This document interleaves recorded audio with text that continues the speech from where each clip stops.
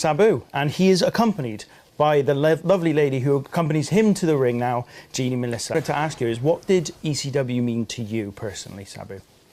What did it mean? You know, it was just another. In the beginning, it was just another payday. It didn't mean anything, you know. And then eventually, it became a family. So I guess it was a family towards the end there. Mm. It was, and so originally, because you had quite a big career in Japan as well at the time, and there was sort of a controversy at one stage with you having double booked at one point. That was because you regarded ECW as just another payday, and your career really was in Japan at the time. Yeah, well, I double booked myself in an accident. I thought Paul Heyman, the guy who ran ECW at the time, would give me a break and let me go to Japan and make thousands of dollars over his few hundred. Yeah. And he cried like a pussy. I'm sorry, like a baby. And so I chose Japan over ECW for that day, not for overall. Sure. He acted like I quit the company. I didn't quit the company. I went for one day and came back and he cried like a girl. You know. What did you make of? Because he came out in front of the crowd, didn't he, and said, you know, he was firing you or whatever it was. What did you make of that when that happened? He hurt my feelings because he knew. You know, I built him as much as he thought he built me. You know, actually, I think I built him more than he built me. He didn't build me. I was built, and I actually happened to work in the same place he did, and so he didn't build me. Mm-hmm. But for him to do that, it hurt my feelings because, you know, it was one day out of a lifetime, and I could have made it up, and he knew I would have made it up. Yeah. Just that he was a crybaby for that one day, and I had to make it. It was a tag, a three-way tag match. So there's 5 other guys that could have covered for me. Shit, you know. Sure. Now, instead of cry about it, Dean Malenko. You obviously worked with Paul Heyman for quite some time, and you've already expressed some quite interesting opinions about him. What is your overall opinion of Paul Heyman? As a wrestling mind and all that, he's a genius. As a person, he's the devil. You know? The devil? Yeah, or close to it. I guess the devil, he's not that cool. But if he was any cooler, he would be the devil. But as a wrestling mind and all that, yeah. He has a way better mind than I do and smarter than I am, and I know all that. And he's brilliant. Why do you think Vince has him around? Sure. And Vince is afraid to have him work for anybody else because, you know, whoever he works for is going to be very beneficial, you know, with it for it. Definitely. You said he's close to being the devil. Is there any other specific examples you can think of that feeds into that opinion? Well, I don't want to go right into specifics exactly, but I've seen him do things out of spite and not out of good business. And when you're the boss, you do things out of good business. You pay the guy back or punish a guy. If you want to punish a guy, you don't have him embarrassed in the ring and hurt his character and hurt the company in the ring. You take it out on him in private or on his paycheck or whatever. But like I seen him punish guys and have him do humiliating things in the ring, and only he's laughing, and it was to amuse him and to hurt them, you know. Right. And he didn't just do it in the ring. He did other things to hurt people's lives, you know. Okay. Now, when you were... He killed a baby. What? Maybe. He probably did. I hope he did. I think you were joking, just for the record, so we don't get any legal problems. Another one of the innovations that wasn't really specific just to ECW, but more just your style and the things that you brought to the table was, pardon the pun, tables, and your use of chairs as well as you know, a big part of your act, which again is something that I think now is commonplace in wrestling, but back then was just breaking the rules. Yeah. Well, when you used a chair or a table or an object, it was breaking the rules. And then, oops, I'm sorry. But what I'm sort of proud of, which my uncle brought to my attention, you know, years ago, I didn't really realize it, that I made a chair and a table legal. I made it, instead of cheating, you hit a guy with a chair, instead of people saying, boo, you hit him with a chair, they're saying, yeah, you hit him with a chair, you know. Yeah. So before that, it was cheating, and it seems, and like my uncle kind of said that I set the trend that using, you know, objects weapons is cool instead of cheating, you know. Yeah, absolutely. No, definitely. Now, obviously, all this stuff, this innovation, and what was going on in ECW as well, and yourself as being a big part of that, ECW grew to quite a big promotion in the end, not almost completely national towards the end of the company. What do you think it was about what do you think it was about ECW that made so many people love it so much? Because we were doing everything you weren't supposed to. We were swearing, you know, we were using objects in every match. We were bleeding on TV, you know, getting each other pregnant. Not me, of course, but other people had stupid angles, which when they started doing the pregnant angles, I was so embarrassed. But anyways, you know, they had so many angles out so far-fetched and, you know, outrageous. And then the matches were outrageous, you know, bloody and gory. They weren't good matches; they were just good beatings, you know. Now, why do you think ECW ended in the end in 2001? Well, Paul Heyman tried to sue me and said that it was because of me, and because when I quit the company and got fired, either way you want to say it. He tried to sue me that because of me leaving the company, he hurt the company so bad that it went out of business, which is, I believe, but it was going out of business anyways. I wasn't getting paid, either was anybody else, but I wasn't getting paid the most. You know, I was making more money than everybody else, but then I wasn't because I wasn't getting paid the most. Right. You know? Yeah, sure. And so do you think it was because the talent was just... Well, the talent got rated, and then, you know, anybody that was worth anything, Vince got or WCW got, you know, or they just screwed up and got more money.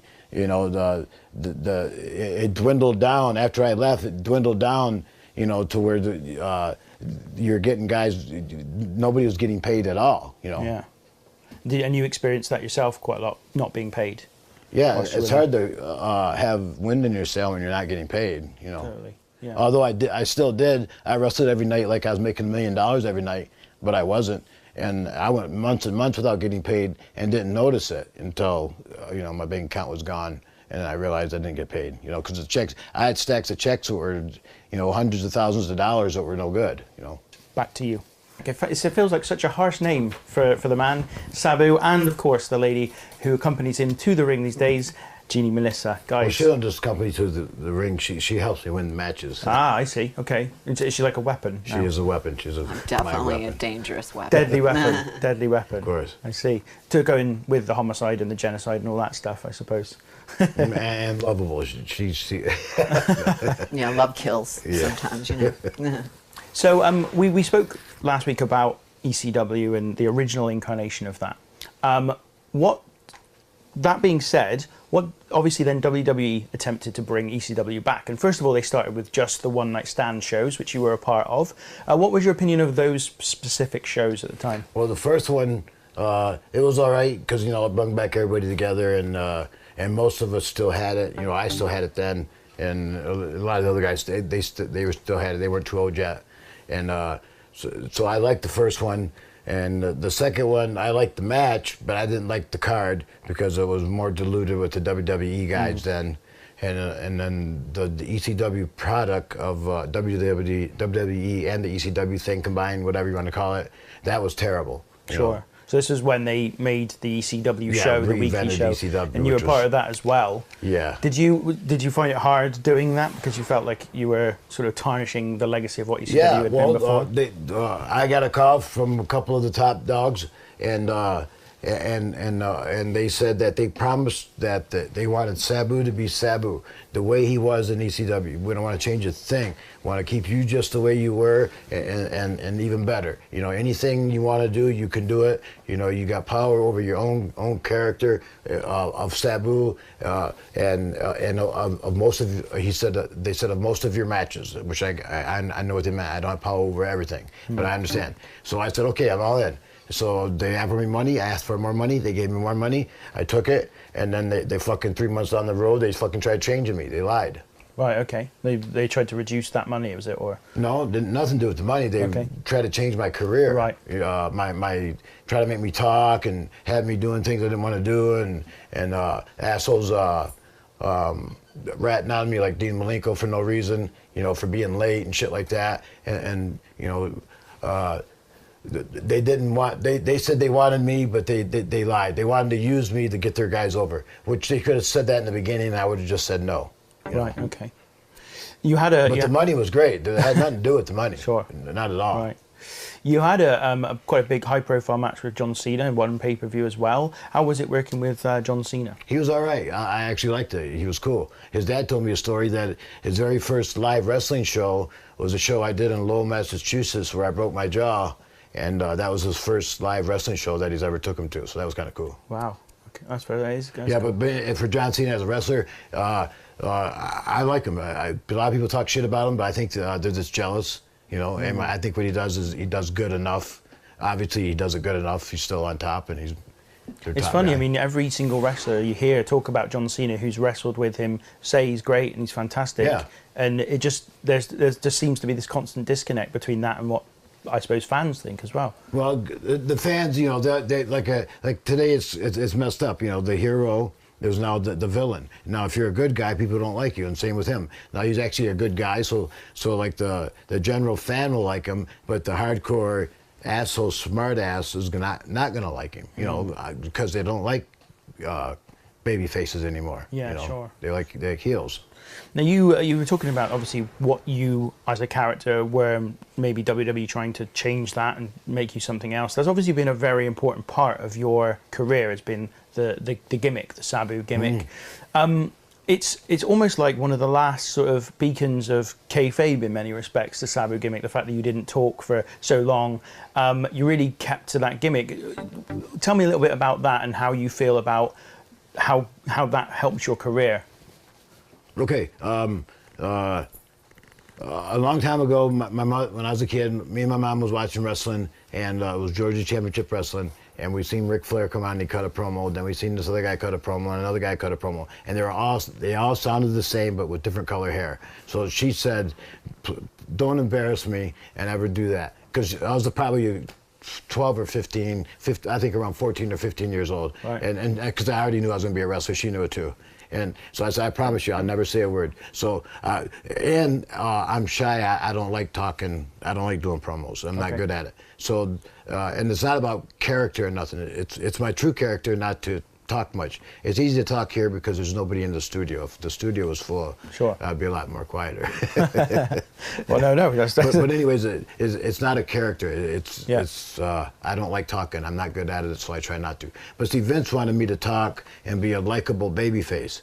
And see, the fans are just opposite. They don't want a likable baby face. Like Randy Savage was a heel baby face heel or a heel baby face, and that's how I am. But Vince didn't see it that way. Right. He wanted me to be a likable baby face. I'm assuming that's because obviously the character is a huge part of your legacy and what Sabu is. What would you like your legacy to be when it comes time to retire? Oh, I don't know. I don't know. It's just whatever happens. I don't know. You know, like a true artist isn't appreciated until they're dead. Right. Know? Okay. So when I die, I guess we'll find out.